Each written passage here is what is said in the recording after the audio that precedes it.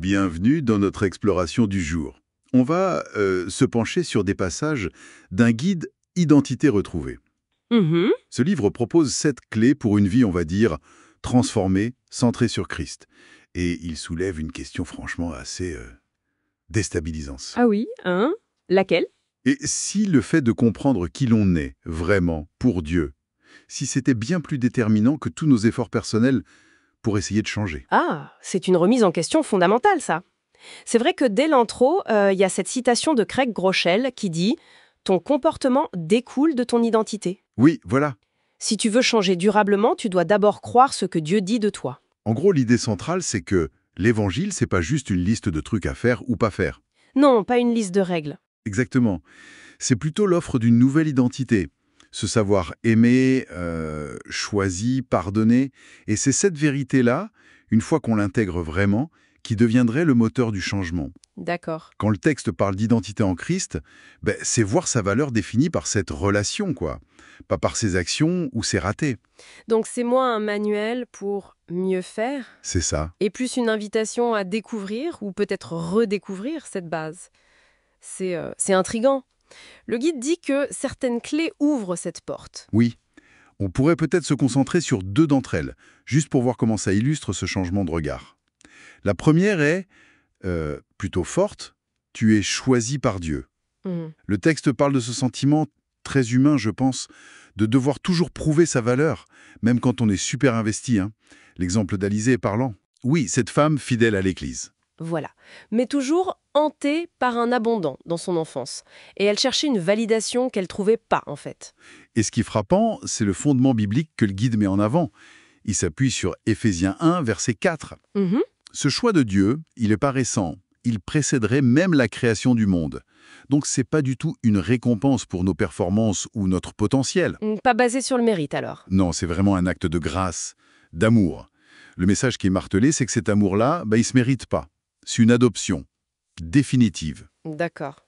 Et intégrer cette vérité, être choisi, sans condition, ça peut commencer à désamorcer cette peur du rejet, ce besoin constant d'être approuvé par les autres. Oui, mais accepter ça dans sa tête et le vivre au quotidien, c'est souvent deux choses différentes. Non, c'est pas là que ça coince, souvent. Si, bien sûr. On sait qu'on est choisi, mais on continue de lutter, de se sentir pas à la hauteur. Ce qui nous amène, assez logiquement d'ailleurs, à une autre clé, la 5e. Oui, Tu es transformé par la révélation de ton identité et non par l'effort. Ça parle à beaucoup de monde, je crois. Cette frustration de vouloir changer, d'essayer très fort. et de retomber toujours dans les mêmes schémas. Exactement. L'exemple Daniel qui luttait en secret contre une dépendance malgré sa foi, ses prières sincères. C'est très parlant. Ah oui, c'est le cœur du paradoxe en fait. L'idée proposée, elle vient de textes comme Romains 8.1. Il n'y a donc maintenant aucune condamnation pour ceux qui sont en Christ Jésus. Ok. La transformation profonde, la vraie, elle viendrait pas de l'acharnement à devenir pur ou libre, mais de la révélation un peu comme une lumière qui s'allume. Et de la foi dans le fait qu'en Christ, on est déjà considéré comme juste et libre. Déjà. Pour Daniel, le déclic, ça a été de réaliser ça. Qu'il n'y avait plus de voix accusatrice valable contre lui. Que son identité profonde, c'était pas sa lutte, mais sa position en Christ. Et c'est là que le comportement suivrait cette conviction. Ah, donc l'identité précède le comportement. C'est l'idée. C'est la vérité qu'on croit et qu'on accepte qui libère, comme le dit Jean 8.32. Pas juste la discipline, seule. C'est un peu contre-intuitif, mais cesser de lutter contre soi pour s'appuyer sur cette identité donnée, ça pourrait être le vrai début du changement. Passer de « j'essaye de devenir » à « je vis ce que je suis déjà », c'est un sacré changement de logiciel interne, comme on dit. Carrément. Et cette identité redéfinie, ça aurait aussi un impact sur notre sentiment d'avoir un but. Le guide en parle aussi, je crois. Absolument. L'identité vient éclairer la mission. Si on se sait choisi, pardonné, enfant de Dieu, ça donne une nouvelle perspective sur sa propre existence. Éphésiens 2.10 parle d'œuvres préparées d'avance. La 6e clé tourne autour de ce but unique, propre à chacun. Et puis la dernière clé, propulsée par Christ. Oui. Elle utilise l'image d'une fusée. Notre potentiel est là, mais c'est Christ qui est vu comme le moteur, la force qui nous pousse. Oui. Avancer ne dépendrait plus seulement de nos petits efforts, De notre propre énergie. voilà, mais de notre connexion à lui. Un peu comme l'image de la vigne dans Jean 15, le sarment qui doit rester attaché au cep pour porter du fruit. Ok. Donc, Si on devait résumer l'essentiel de cette exploration d'identité retrouvée, ce serait quoi? Ce basculement peut-être? Oui, je pense. Le cœur du message, c'est que la vraie transformation, le sens profond, ça ne naît pas de la course à la performance spirituelle.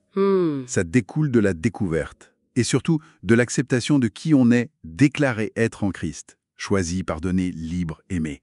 C'est comme un retour à une identité fondamentale qu'on reçoit, pas qu'on gagne. Exactement.